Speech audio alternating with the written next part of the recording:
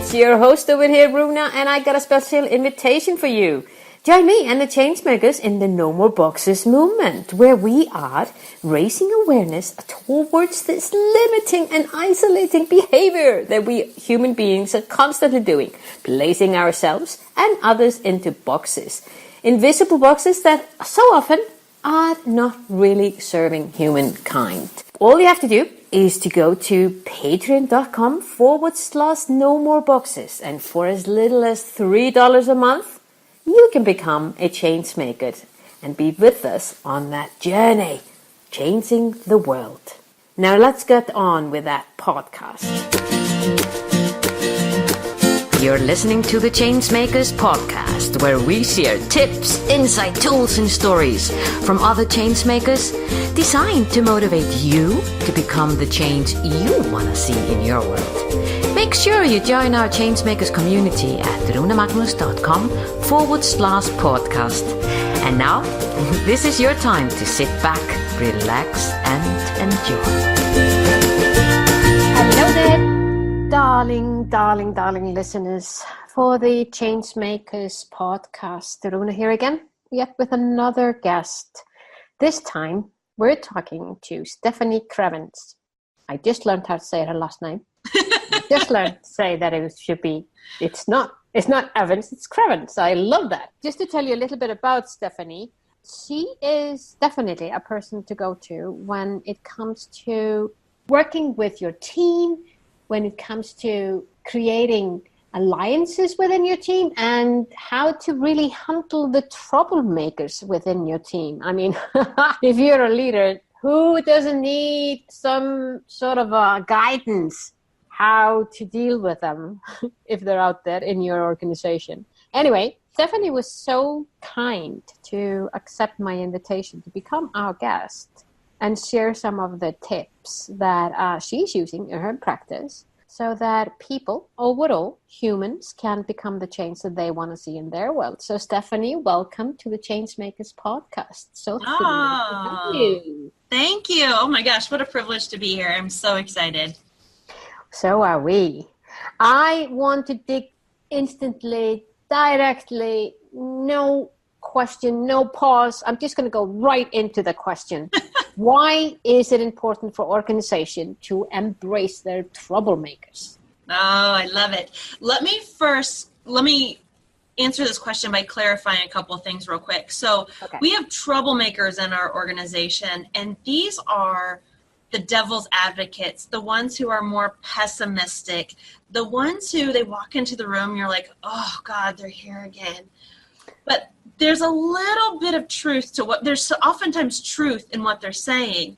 And so really my work is to help organizations embrace their professional troublemakers and help troublemakers become professional troublemakers. And the difference I see there is professional troublemakers are optimistic, they're mission focused, they're curious, they ask great questions, they bring positive energy. And so I use that word on purpose for intrigue, but really the invitation is to become a professional troublemaker, and for our leaders to help troublemakers, those pains in your asses, become beautiful gifts to your organization who are contributing to the mission, but in an open kind of way versus that negative shutdown conversation kind of way. Exactly. I love that title, being in personal branding. So what do? I'm a professional troublemaker. Yeah, it's another thing, another type of a change maker. And it's funny when you're saying that, I'm thinking, yeah, why do I think about troublemakers as being something negative? It actually is someone who is stirring things up, or allowing us not to be on that same path that might not even be serving us anymore. Oh, that's right. You know, our troublemakers and our professional troublemakers are pushing the boundaries. They're inviting us to think differently, to see from a new perspective. Yeah. And so those folks that are on the opposite side of that, they have to be willing to hear it. Yeah. Yeah, absolutely. Absolutely. It sounds to me that professional troublemakers are often the people that wake us up in one way or another. I like that. Yeah. Yes. So with the work that you're doing, Stefanie, I mean, what brought you to this place? Tell us a little bit about you. And somehow I have the feeling that you are a professional troublemaker yourself. So tell us a little bit about you. Am I wrong? Did I put you into a wrong box there? I might. I don't know. But if I did, I apologize. But I somehow feel like you have done something that is out of this box. Yes, I certainly use my coaching practice now to help professional troublemakers show up in a more impactful way, learning from my mistakes. But how I got here is really just this beautiful series of events. So not to go back too far, but I want to go back to my childhood where I was 5 years old, and I grew up in poverty and dysfunction and chaos. And I've known since I was 5 years old, I don't belong here. I don't fit in. I used to tell people I was adopted, except I look like my mother's twin, so I could never really get away from it. I could never get away with it. But so growing up, you know, in the environment that I did, and then as I transitioned into adulthood, I have a bachelor's degree, I have a master's degree. I worked for a nonprofit, then I worked for an HR consulting company, and then I worked for a national nonprofit before going out on my own as a coach. And now I live this wonderful, beautiful, healthy life with an amazing husband, an amazing business. And as I've transitioned from where I was when I was 5 to where I'm at now in my late 30s, I've become the bridge between so many different worlds that I've seen. And so entering the workforce, I didn't know that there were things you were not supposed to say in staff meetings. You know, I'm the person in a staff meeting that says what everybody is thinking and no one's willing to say out loud. I'm the person that pushes back on leadership that says, what you're presenting me with isn't fully fleshed out. Now, I would never say it in that way, right? But you're presented an idea from your leadership team, and you're like, this makes no sense. Like, why are we going in this direction? You haven't asked for any of our input, and now you're just unrolling this thing that isn't logical. Like, help me understand how I can connect to that. And I felt like I never really had leaders who did that very well. But on the same side of that, or at the same time as that, I was that employee that appeared to be pushing back on everything because I'm curious, because I ask questions. I didn't realize till later in my career that that was perceived as pushing back, as being too nosy into what leadership was doing. I didn't understand that perception that I was creating when I thought, I'm just a curious person. I want to understand and I want to invest in what you're asking me to do so that I can do it to my fullest potential, not just take your order and go implement it. Yeah. Wow. That sounds like a lot of aha moments down the road for yourself.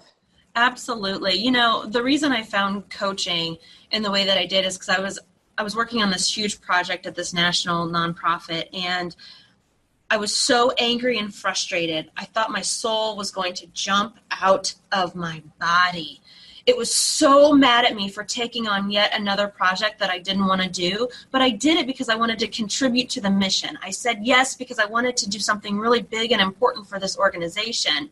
And the focus on big and important project, not me doing it, right? It's not the ego piece of it. It's we're all here to do something impactful in our career, and I wanted to do that. But yet, I hadn't yet learned how to say yes to the things that were right for me and no to the things that weren't my work to do, which I think is a key component of being a professional troublemaker. You know what is your work to do. None of our work is to save the world, right? We're all here to do our piece of it. And so I went to go see a coach, and I didn't know what a coach was, but I was like, I need help. Like, help me discern, help me understand why I'm in this place of frustration yet again in my career. And within 3 sessions, I was saying, I never want to work for a boss again. I want to start my own vision. I want to work on my own vision. And I want to go to coach training school so that I can best leverage my gifts, which is being honest and open and authentic and curious and saying the things that aren't supposed to be said out loud. And now people pay me money to do that. Exactly. How cool is that? Exactly. So in you today, you're helping people to make a difference, become a change maker. Mm-hmm. And by basically using your skills as a troublemaker, which is just perfect. I could see one of the things that you offered, and I thought it was really, I got curious when I saw that, and I need to know more. You have a special quiz Oh, yes. called the Hot Mess Quiz. Tell me about it. Do I become is that like on a scale of 0 to 10? How hot mess are you? We all have our hot messes, right? Yeah. Where this comes from is one of my gifts in this world is creating order out of chaos. And it's a skill I learned when I was young, unfortunately, but now I can leverage it and turn it into something else. So on my LinkedIn profile, it says, I fix hot messes. And people just think that's the funniest thing ever. But people come to me at a point in their career where they're trying to advance, or they're trying to take on a really big project, or they're trying to manage their team in a new kind of way. And it just feels like this huge, convoluted project that no one can make sense of. And so I help them pull apart the different pieces so that they can reorganize it in a way that makes sense to them, fits their values, helps them show up in a productive and helpful way. But being a hot mess, when you first come to see me, when I first meet with people, is really about, I don't know myself anymore. I'm living by other people's expectations and not by my own. I don't know my values. I don't know who my tribe is anymore because I've changed and matured, and the people that I used to connect with, their message and their values don't resonate with mine anymore, and I don't know what my work is to do, and so that's what I call a hot mess. Yeah. That sounds like really the opposite of, the yin and the yang, so it's really how you choose to see it. Your hot mess could actually be your greatest gift. Oh, absolutely. It's the universe's way of bringing you frustration and attention, and you can choose to either numb yourself and avoid it, or you can choose to engage in it and step up to what the universe is asking you to do and work through it and grow in the process. It's not the easiest way, but it's the best way. Exactly. So you talk a lot about authenticity and people being who they are and how important it is to embrace that, however they come across. How do we, meaning then us human beings, how do we bring more humanity into the workplace? One of the things that I've discovered in my work is that part of what I do is I help people talk to each other, not about each other. This notion in modern day culture that gossip and observation of other people's lives and work product is okay is not okay. Too many professionals are not engaging in assertive conversation and direct conversation.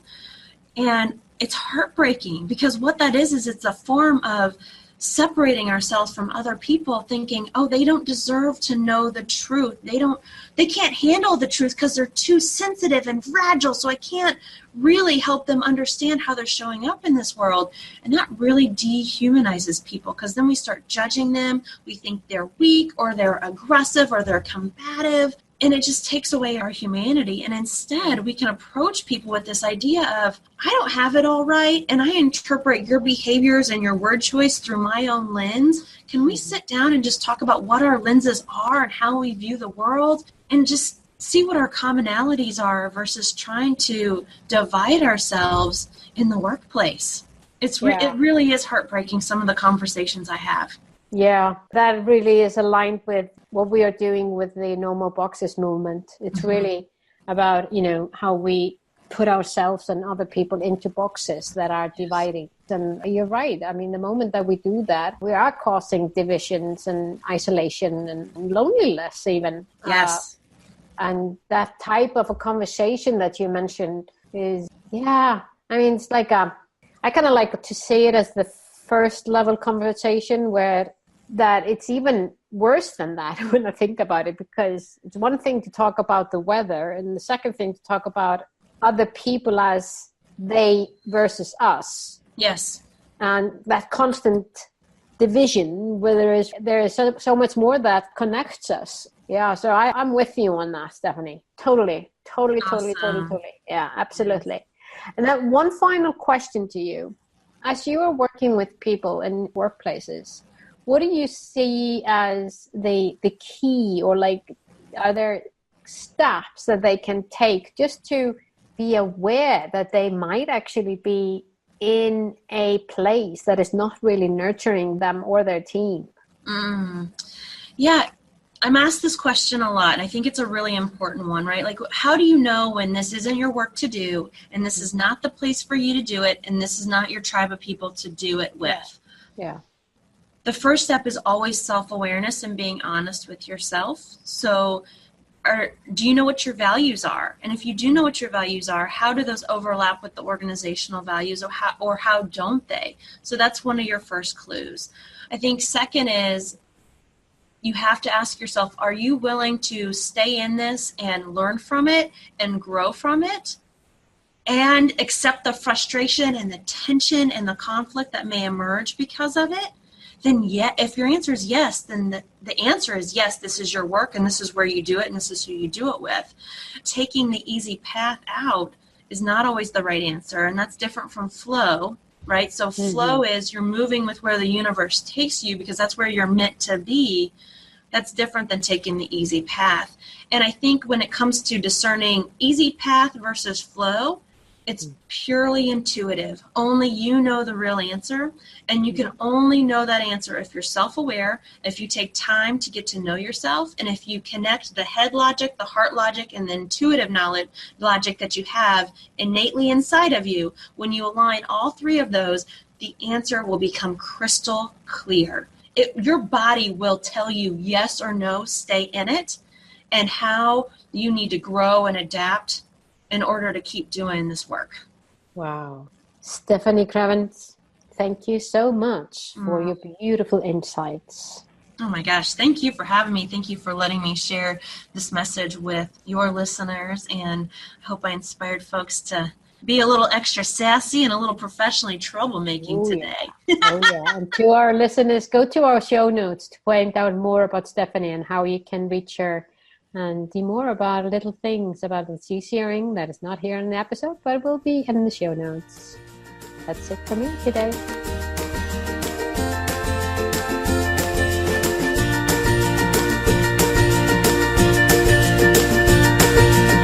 Was this podcast of value for you? I sure hope so.